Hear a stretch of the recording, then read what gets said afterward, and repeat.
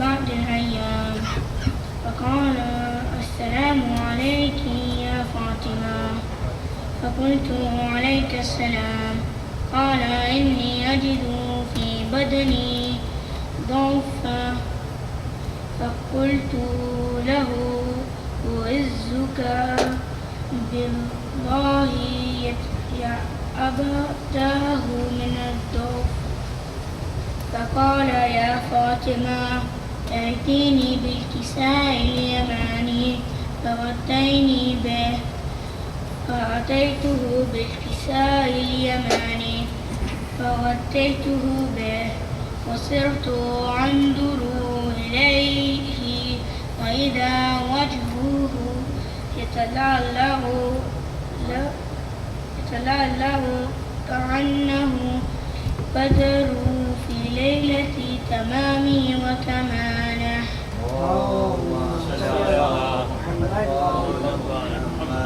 فما كانت إلا سعية وإذا بولدي الحسن قد أقبل وقال السلام عليك يا أماه. فقلت وعليك السلام يا قرة عيني وثمرة فؤادي. فقال يا أماه إني أشم لك راية طيبة كأنها راية جدي رسول الله. فقلت نعم إن جدك تحت الكساء. فأقبل الحسن نحو الكساء وقال السلام عليك يا جداه يا رسول الله. أتأذن لي أن أدخل معكم تحت الكساء؟ قال وعليك السلام يا ولدي ويا صاحب حوضي قد أذنت لك. فدخل معه تحت الكساء فما كانت إلا سعية وإذا بولدي الحسين قد أقبل وقال السلام عليك يا أماه. فقلت وعليك السلام يا ولدي ويا قرة عيني وثمرة فؤادي. فقال لي يا أماه إني أشم عندك راية طيبة كأنها راية جد رسول الله. فقلت نعم إن جدك وأخاك تحت الكساء. فدني الحسين نحو الكساء وقال السلام عليك يا جداه والسلام عليك يا من اختاره الله. أتأذن لي أن أدخل معكم تحت الكساء؟ فقال وعليك السلام يا ولدي ويا شفيع أمتي قد أذنت لك.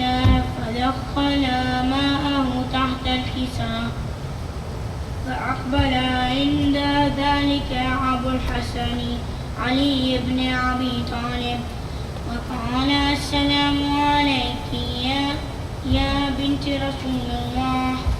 فقلت وعليك السلام يا أبا الحسن ويا أمير المؤمنين.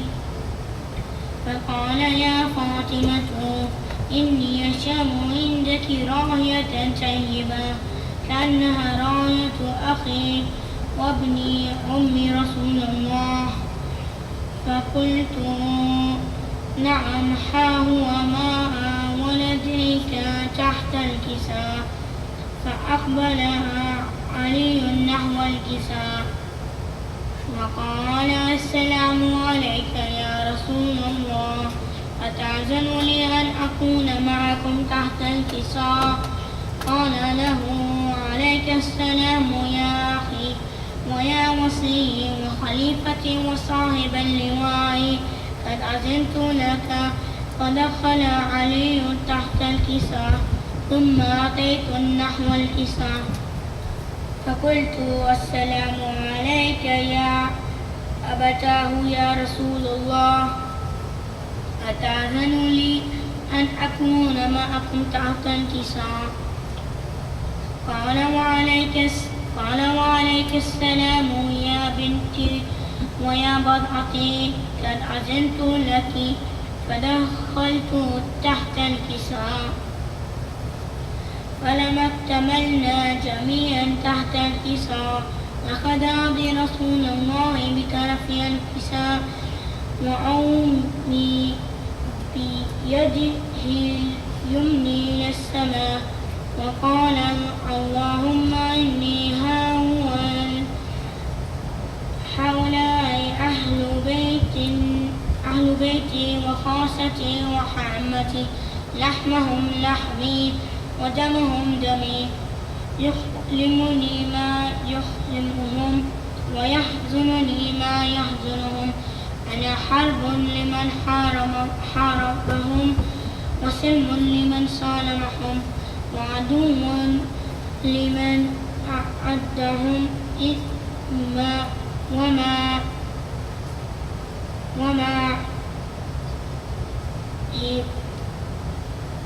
وما هبا لمن أحبهم إنهم مني وأنا منهم واجعل صلواتك وبركاتك ورحمتك وغفرانك ورضوانك علي وعليهم وأذهب عنهم الرجس وطهرهم تطهيرا.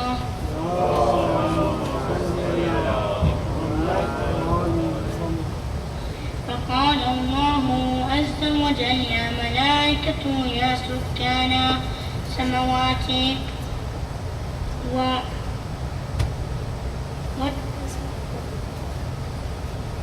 إني ما خلقت سماء مبنيا ولا أرضا مدهيا ولا قمرا منيرا ولا شمسا مضيا ولا فلكا يدور ولا بحرا يجري ولا فلكا يسري إلا في محبتي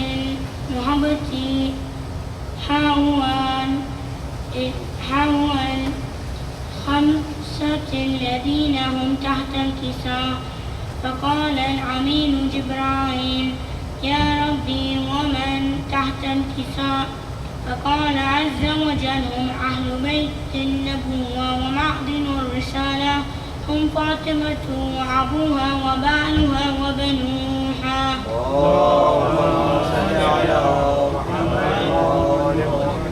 فقال جبرائيل يا رب أتأذن لي أن أهبط للأرض ليكون معهم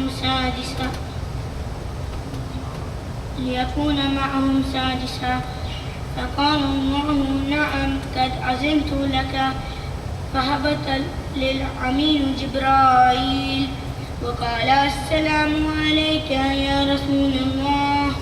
العلي الأعلى يقرئك السلام ويخصك بالتحية والإكرام ويقول لك وعزتي وجلالي إني ما خلقتم سماء مبنيا ولا أرضا مدهيا ولا قمرا منيرا ولا شمسا مضيا ولا فلكا يدور ولا بحرا يجري ولا فلكا يسري إلا لأجلكم ومحبتكم وقد أذن لي أن أدخل معكم فهل تأذنوا لي يا رسول الله؟ فقال رسول الله وعليك السلام يا أمين وحي الله إنه نعم قد أذنت لك. فدخل جبرائيل معنا تحت الكساء فقال لأبي إن الله قد أوحى إليكم يقول إنما يريد الله ليذهب عنكم الرجس أهل البيت ويطهركم تطهيرا. اللهم صل على محمد وآل محمد. فقال علي لأبي رسول الله أخبرني ما لجلوسنا هذا تحت الكساء من الفضل عند الله. فقال النبي صلى الله عليه وآله والذي بعثني بالحق نبي واستفاني بالرسالة نجي ما دخرنا خبرنا هذا في محفل من محافل أهل الأرض وفيه جميعا من شيعتنا ومحبينا إلا ونزلت عليهم الرحمة وهفت بملائكته واستغفرت لهم إلا أن يتفرقوا. فقال علي عليه السلام إذا والله فزنا وفازوا شيعتنا ورب الكعبة.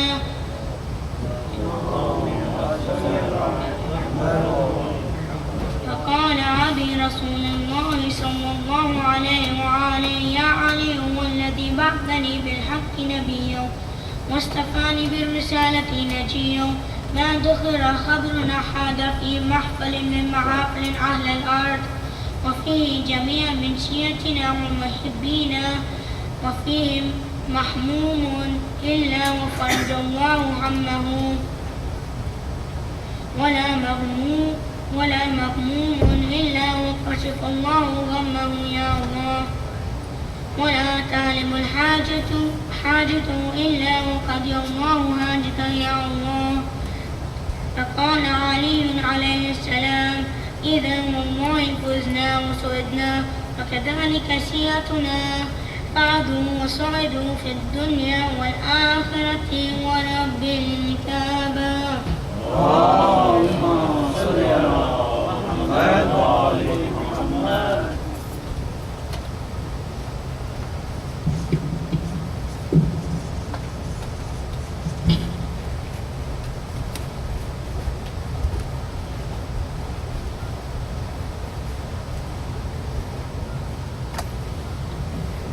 السلام علیکم.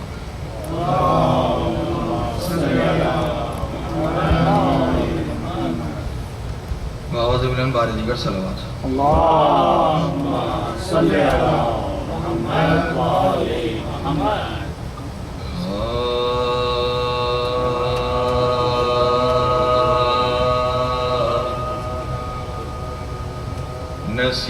نصیب باغ رسالت ہے فاطمہ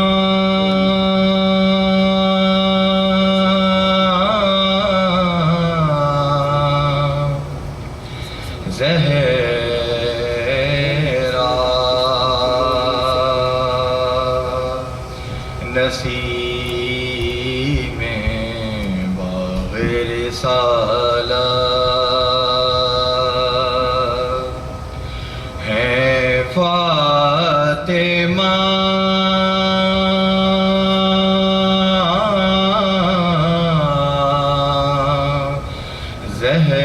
زہرا شمیم گلشن جنت ہے فاطمہ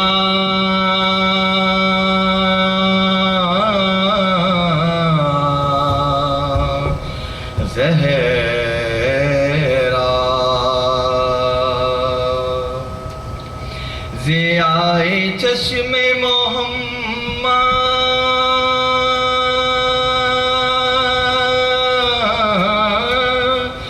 قرار قلب علی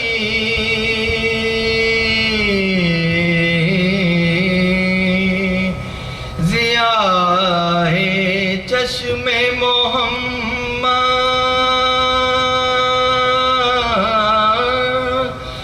قرار قلب علی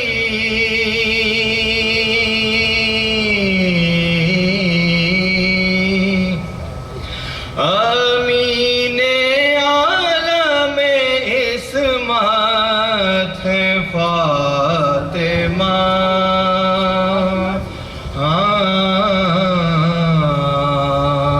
زہرا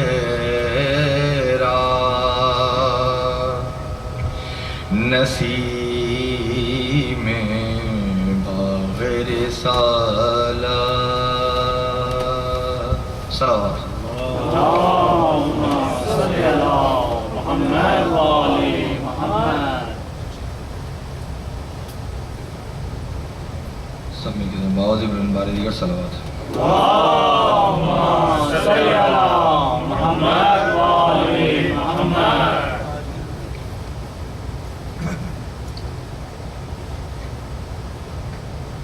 موت کی آغوش میں جب تھک کے سو جاتی ہے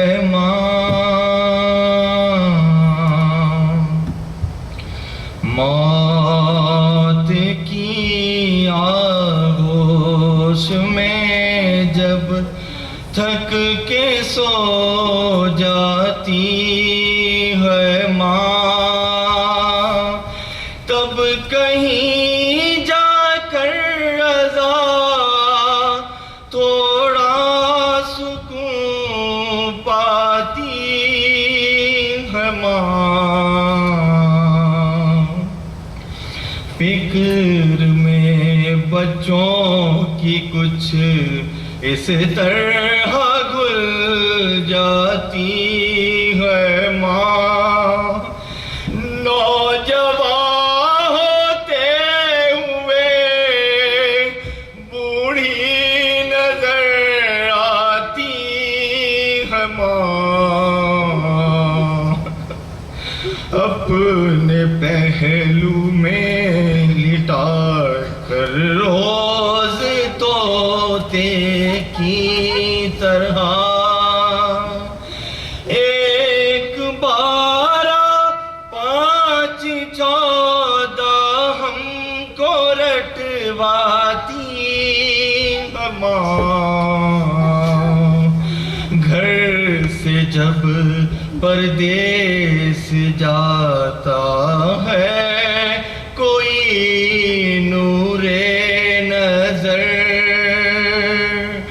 ہاتھ میں قرآن لے کر در پہ آ جاتی ہے ماں. چاہے ہم خوشیوں میں ماں کو بھول جائیں دوستوں، چاہے ہم خوشیوں میں ماں کو بھول جائیں دوستوں، جب مصیبت سر پہ پڑتی ہے تو یاد آتی ہے ماں.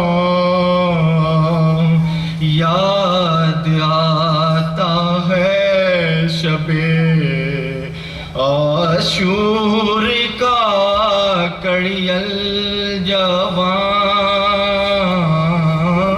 یاد آتا ہے شب عاشور کا کڑیل جوان، جب کبھی الجھی ہوئی زلفوں کو سلجھاتی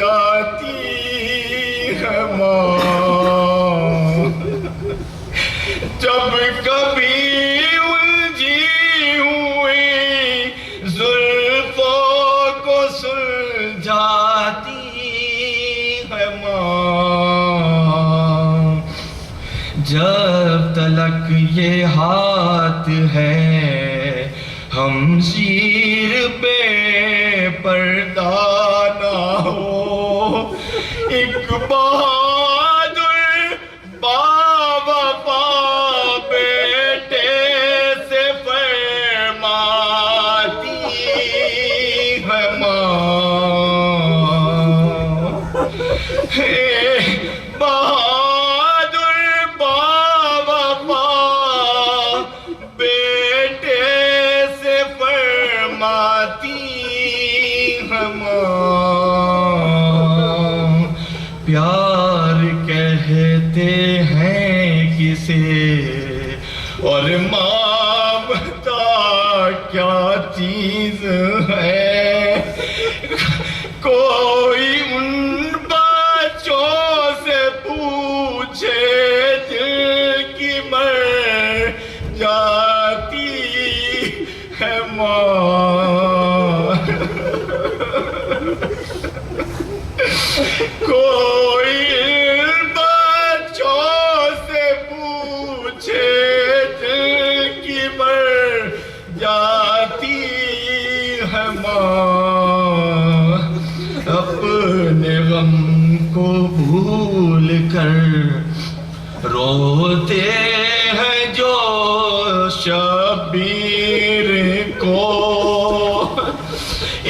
کے عاشقوں کے لیے جنات سے آ جاتی ہے ماں،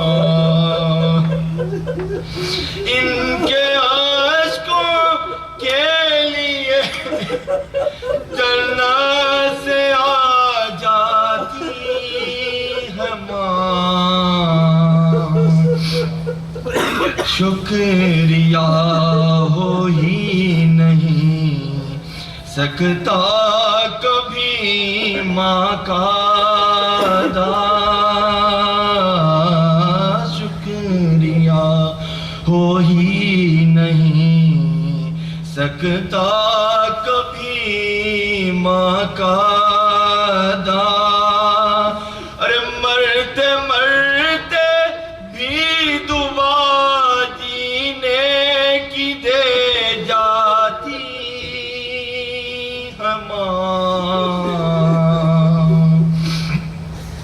موت کی آغوش میں جب تھک کے سو جاتی ہے ماں، تب کہیں جا کر رضا تھوڑا سکون پاتی ہے ماں۔ فاتحہ۔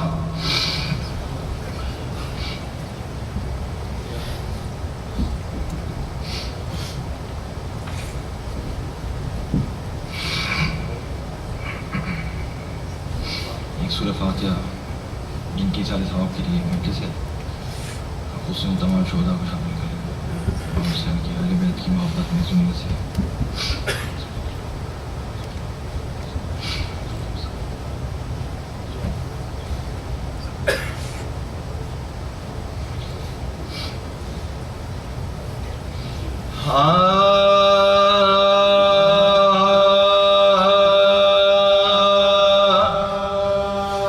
ماں کا جو سایہ فاطمہ کے سر سے اٹھ گیا، ماں کا جو سایہ فاطمہ کے سر سے اٹھ گیا، آرام چین اس کے مقدر سے اٹھ گیا، ماحول جو خوشی کا تھا وہ گھر سے اٹھ گیا، گویا قرار بیتے پیغمبر سے اٹھ گئے، گویا قرار بیتے پیغمبر سے اٹھ گئے، ماں فاطمہ کو چاہنے والی جو مر گئے، صدمے اٹھا اٹھا کے ختیجہ گزر گئے، تھی عمر فاطمہ کی بہت کم، بہت ہی کم، سن 4 سال کا تھا کہ ٹوٹا یہ کوہ غم، کہتی تھی اپنے باپ سے رو کر یہ دم بدم گئیے بچھڑ کے اماں سے کیسے جیئیں گے ہم، صبر و قرار سے ہمیں محروم کر گئے،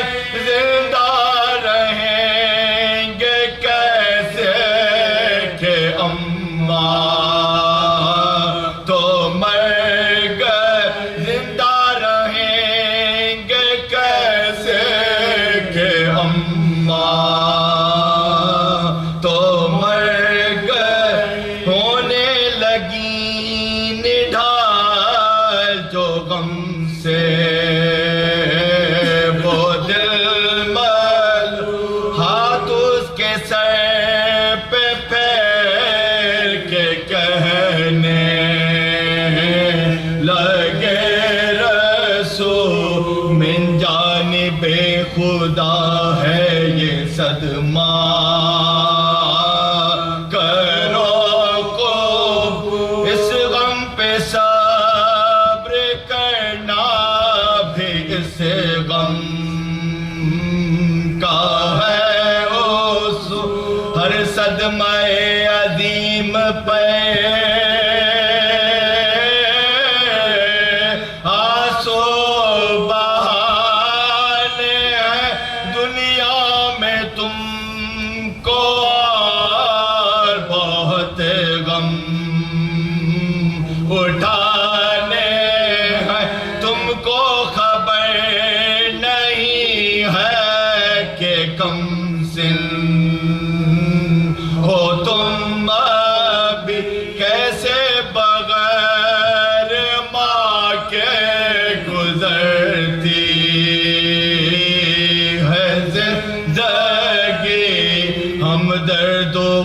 گسار بھی ہوتا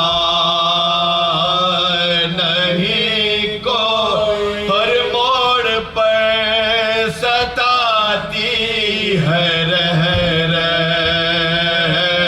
کے بے کس جب زندگی میں رنجو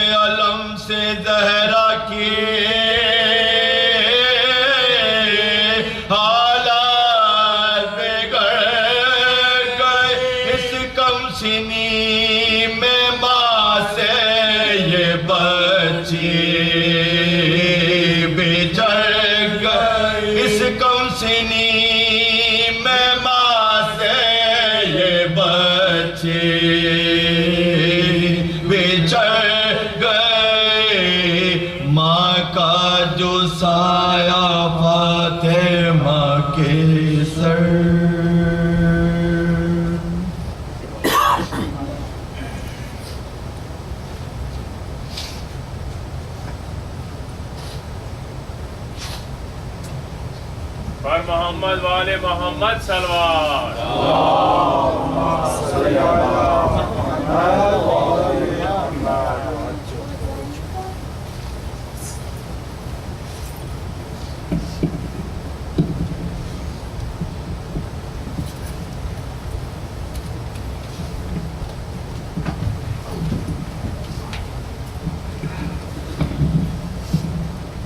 خوشنودی امام زمانہ بلند تر صلوات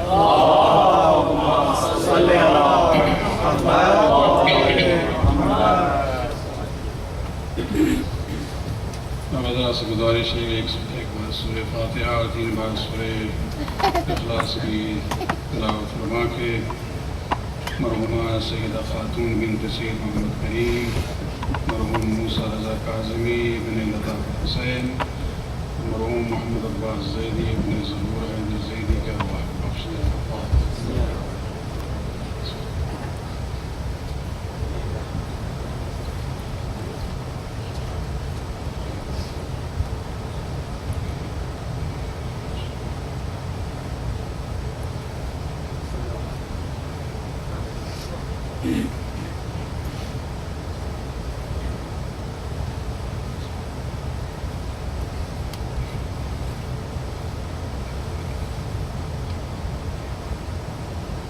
أعوذ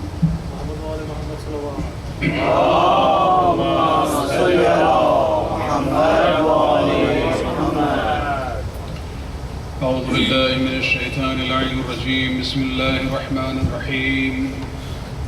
الحمد لله الذي لا يبلغ مدحته القائلون ولا يحصي نعماه العادون ولا يؤدي حقه المجتهدون. الذي بعد فلا يرى وقرب فشهد النجوى تبارك وتعالى. والصلاة والسلام على سيد الأنبياء وخاتم المرسلين وشفيع المذنبين سيدنا ونبينا بالقاسم محمد. اللهم صل على محمد وآل محمد وعلى أهل بيته الطيبين الطاهرين المعصومين الذين أذهب الله عنهم الرجس وطهرهم تطهيرا. اللهم صل على محمد وآل محمد واللعنة الدائمة الباقية لأعدائهم ومنكر فضائلهم بغاصب حقوقهم من الآن إلى قيام يوم الدين. أما بعد فقد قال الله سبحانه وتعالى في كتابه الكريم: وقضى ربك أن لا تعبدوا إلا إياه وبالوالدين إحسانا. صلوات. اللهم صل على محمد وآل محمد. آج کی یہ مجلس ترحیم ہے. ایک برادر مومن کی والدہ کی ایصال ثواب کی مجلس ہے. بنیادی مقصد ایصال ثواب ہے، ثواب پہنچانا ہے مرحومہ کی روح قبر تک، لیکن ضمناً ایک پرسہ دینے کا بھی موقع مل جاتا ہے. اور جو بنیادی مسئلہ ہے کہ گزرنے والے تو جا چکے ہیں، لیکن ہم اور آپ جو باقی ہیں خود ان کے لیے اس ذکر قرآن اور اہل بیت سے عبرت حاصل کرنے کا موقع. اتفاق سے رواج یہی ہے ہم لوگوں کے یہاں کہ مجالس ترحیم میں جہاں تلاوت عام طور سے ہوتی ہے، قاری قرآن جو ہے سورہ یاسین کی تلاوت کرتا ہے. سورہ یاسین مخصوص ہو گیا ہے مجالس ترحیم کے لیے. لیکن اس میں انٹرسٹنگ بات یہی ہے کہ یہی سورہ جو ہم پڑھتے ہیں مرحومین کے ایصال ثواب کے لیے، خود اس میں یہ ہے کہ یہ کتاب وہ ہے جو زندہ ہیں ان کو جگانے کے لیے ہے. کوئی تضاد کی بات نہیں ہے. موقع یہ ہوتا ہے کہ اس سورے کی تلاوت کرے، ثواب وہاں پہنچے گا، درس ہمیں ملتا ہے. اور اسی مقصد کو ذہن میں رکھتے ہوئے آج والدین کے حوالے سے قرآن کی روح سے کچھ باتیں آپ کے سامنے پیش کرنا چاہیں گے. لیکن تمہیداً ایک بنیادی مسئلہ ہے، اس کو ہم پیش کرنا چاہیں گے. ایک بار صلوات پڑھیں. اللهم صل على محمد وآل محمد. اکثر لوگوں کے ذہن میں لاشعوری طور پر ایک کانسیپٹ ہے کہ جب ہم دین کی بات کرتے ہیں تو دین جو ہے یہ بہت ہی ذاتی معاملہ ہے. It's a matter of personal life, اور ہماری زندگی کے دوسرے پہلو سے اس کو کوئی تعلق نہیں ہوتا. یہ سیکولر پوائنٹ آف ویو ہے، لیکن مسلمانوں میں بھی عمدن اور علماً نہیں بلکہ لاشعوری طور پہ یہ تصور بیٹھ چکا ہے. اس لیے کہ جب ہم دین کو دیکھتے ہیں، خود عنوان دین کیا ہے؟ سمپل ترجمہ دین کا ہے ریلیجن، لیکن لفظ دین کو اگر آپ دیکھیں، مالک یوم الدین، خدا کی ذات وہ ذات ہے جو یوم دین کا مالک ہے. قیامت کے دن کو یوم الدین کیوں کہا گیا ہے؟ دین کا تعلق تو اس دنیا سے ہے. مالک یوم الدین، خدا مالک ہے اس دن کا جسے ہم اور آپ قیامت کہتے ہیں. اس لیے کہ لفظ دین میں وہ مفہوم و معنی پوشیدہ ہے کہ یہاں لین دین کی بات ہوتی ہے، یعنی آپس میں جو برتاؤ ہے انسانوں کا ایک دوسرے کے ساتھ، یہ در حقیقت مفہوم دین میں شامل ہے. ہم نے دین کو صرف محدود کر دیا ہے اس رابطے میں جو خالق اور بندے کے درمیان ہے. جبکہ خود لفظ دین یہ بتاتا ہے کہ دین سے مراد صرف خدا اور بندے کی بات نہیں ہے، بلکہ بندے اور بندے کے جو تعلقات اور باہمی معاملات ہے اس پر مشتمل ہے دین۔ ہم لوگ سمجھتے ہیں کہ دین جو ہے محدود ہے ہمارے رسومات میں، ہمارے ریچولز میں، عبادات میں۔ اگر آپ تمام شریعت کے احکام کو ایک جگہ رکھیں اور اس کو آپ کلاسیفائی کریں ہماری زندگی کے لحاظ سے، تو آپ دیکھیں گے کہ عبادات صرف 1/10 ہے۔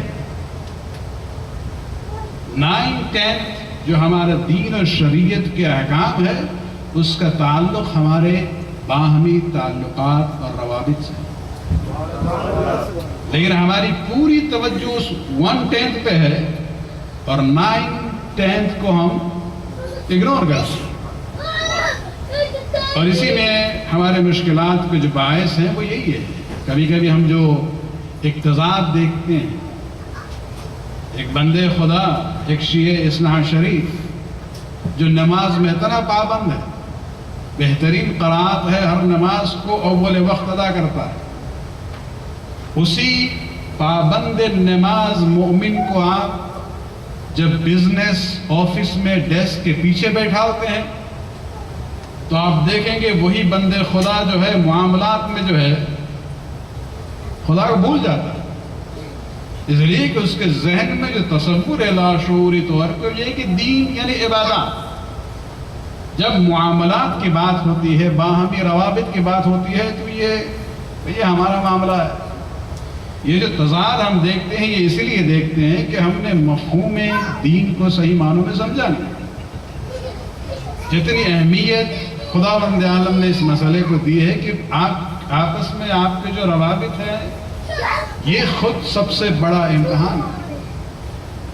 اور تو آپ اسی طرح سے دیکھتے ہیں، چاہے وہ نمازی ہو یا عزادار ہو، زندگی کے دوسرے شعبے میں جب آپ کمزوری دیکھتے ہیں یا تضاد دیکھتے ہیں، وہ اس کی بنیاد یہی ہے کہ ہم نے دین کے مفہوم اور معنی کو سمجھا نہیں ہے۔ صلوات علیہ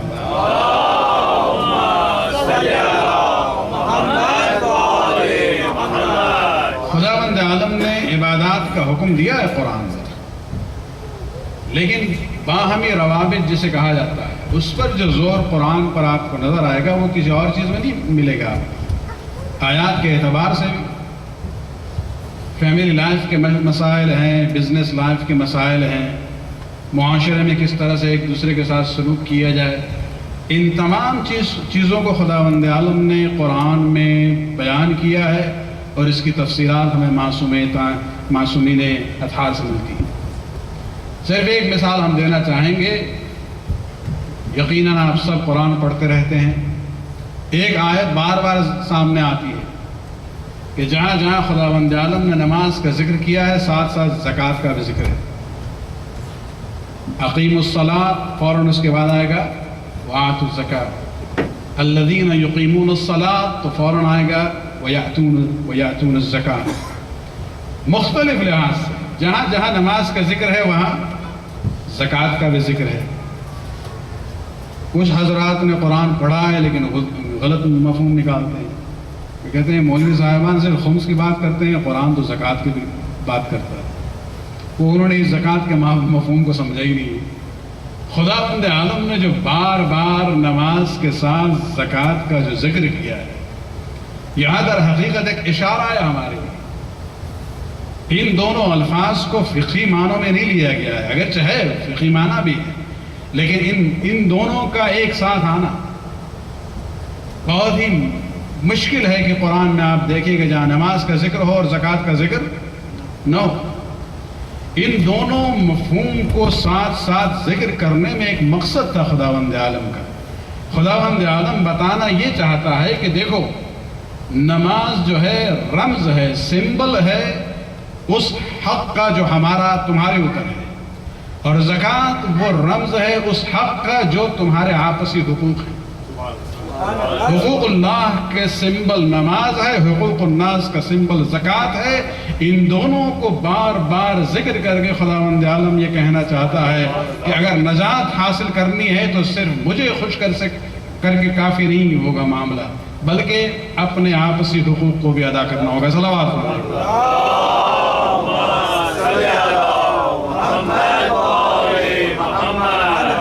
اور ہم تو شیعہ علی ہیں۔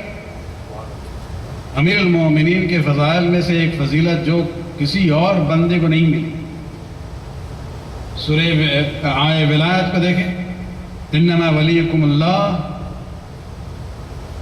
جہاں خداوند عالم نے ولایت کا ذکر کیا ہے، انما ولیکم اللہ والرسول والذین آمنوا، تمہارے ولی اور سرپرست صرف اللہ ہیں اور ان کے رسول ہیں اور صاحبان ایمان ہیں۔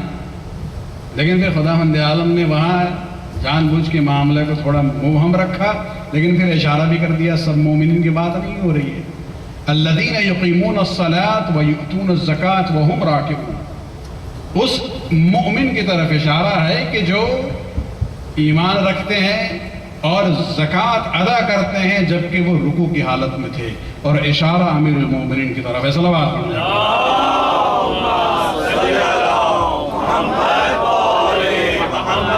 امیر المومنین اس آیت کے مطابق در حقیقت یہ مظہر ہے صلاۃ اور زکوٰۃ۔ کسی اور بندے کے بارے میں یہ نہیں ملتا ہے کہ ایک ہی وقت میں نماز بھی پڑھی ہو اور زکوٰۃ کو ادا کیا ہو۔ تو اس سے ہمیں سمجھنا چاہیے کہ ہمارا مذہب در حقیقت وہ مذہب ہے کہ جہاں حقوق اللہ کا بھی ہمیں پاس رکھنا ہے، ساتھ ساتھ حقوق الناس کا بھی پاس رکھنا ہے۔ اور جب حقوق الناس کی بات ہوتی ہے، لوگوں کی عادت ہے باہر والوں کو تو خوش رکھتے ہیں، گھر والوں کو ہی اگنور کرتے ہیں۔ اکثر ہی دیکھا گیا کہ باہر تو بہت ہی ان کے بالکل سرٹیفکیٹ مل جائے گا اخلاق اور تقوی کا۔ اور اسی سلسلے میں چونکہ مجلس والدہ کے سلسلے میں ہیں، ایک دو آیات آپ کے سامنے ہم پیش کرنا چاہیں گے والدین کے حقوق کے سلسلے میں۔ صلوات علیہ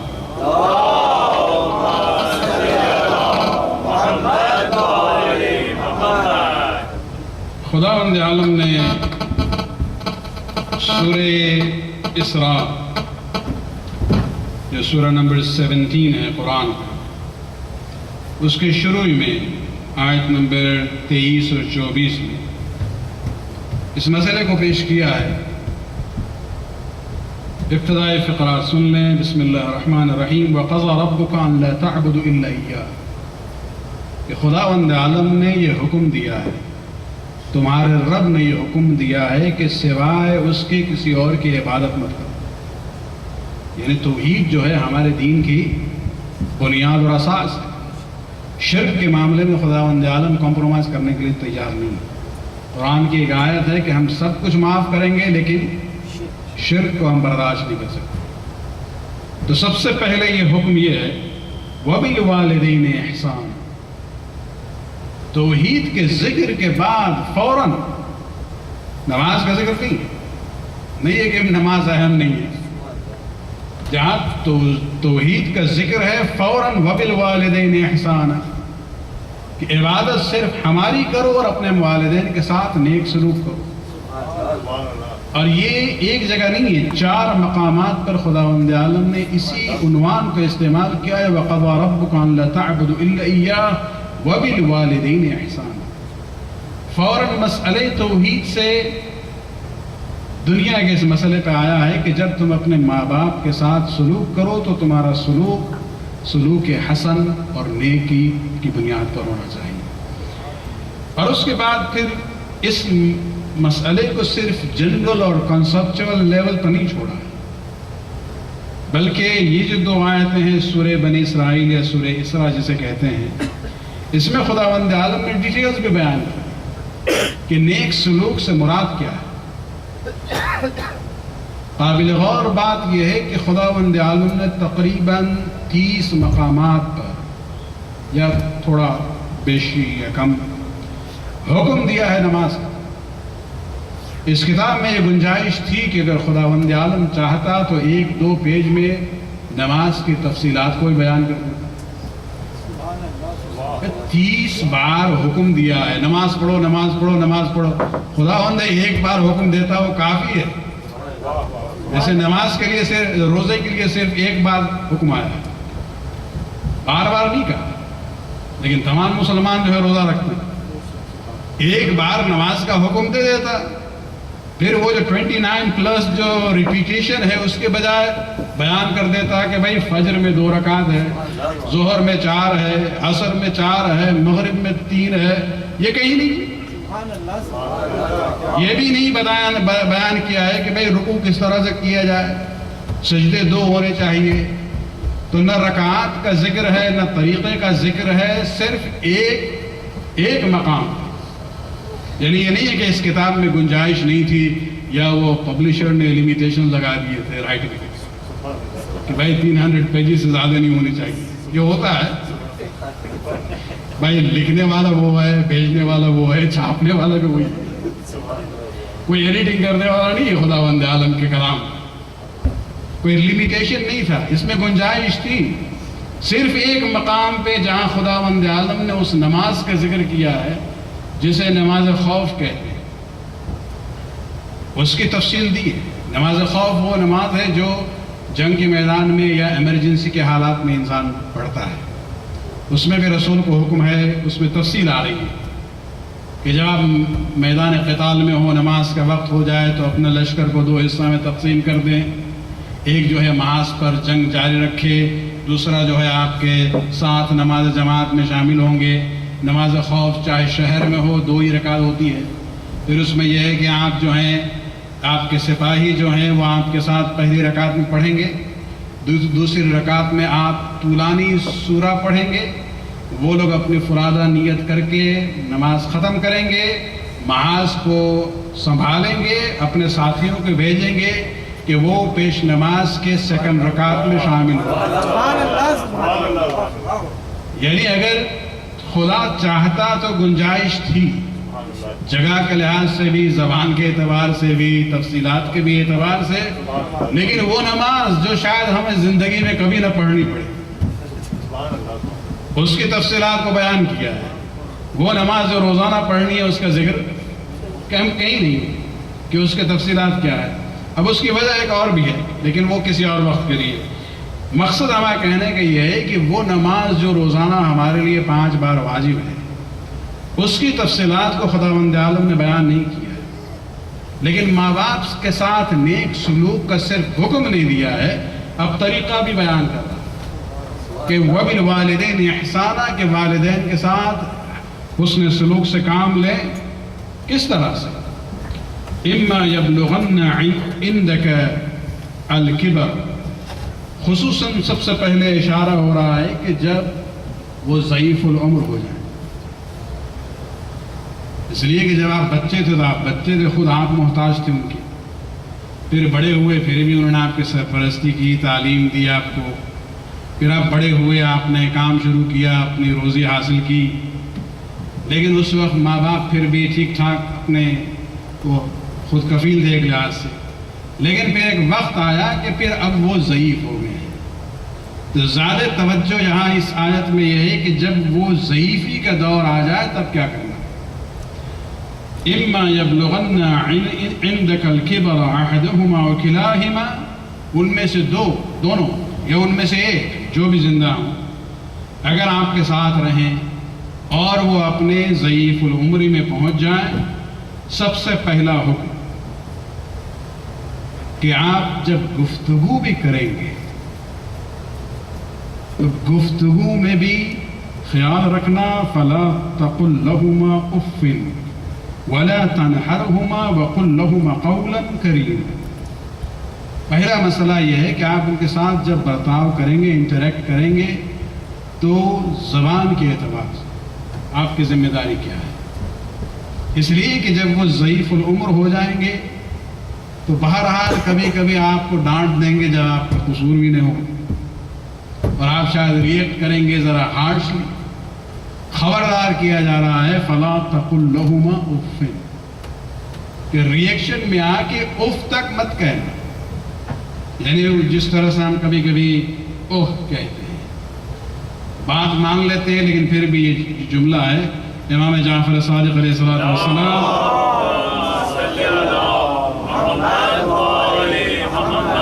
اس تعبیر اف کے بارے میں فرماتے ہیں کہ اگر عربی زبان میں اف سے بھی کوئی ہلکی سی تعبیر ہوتی تو خداوند عالم اسے استعمال کرتا. یعنی اف جو ہے یہ موسٹ لائٹ فارم آف ڈسپلیجر ہے. اور امام فرماتے ہیں کہ اس سے اگر کوئی ہلکی بات بھی ہوتی تو خداوند عالم ضرور اسے ذکر کرتا. ولا تنحرهما، جھڑک کے ان کے ساتھ بات نہ کریں. وقل لهما قولا کریما، اور جب بھی ان سے بات کریں نیکی کے ساتھ بات کریں. نہ صرف وربل کمیونیکیشن کی بات ہو رہی ہے بلکہ جسے انگریزی میں کہا جاتا ہے کہ آپ کی باڈی لینگویج بھی اس طرح سے ہونی چاہیے کہ آپ ان کا احترام کریں. وَخْفِضْ لَهُمَا جَنَاحَ الظُّلِّ مِنَ الرَّحْمِ، یعنی اپنے یہ جو ونگز ہیں، یہ جو شانیں ہیں، اس کو رحمت کی بنیاد پر جھکا دو. اب یہاں لٹرل بات نہیں ہو رہی، مطلب یہ ہے کہ جب آپ انٹریکٹ کریں گے ماں باپ کے ساتھ، خصوصاً جب وہ ضعیف ہو چکے ہیں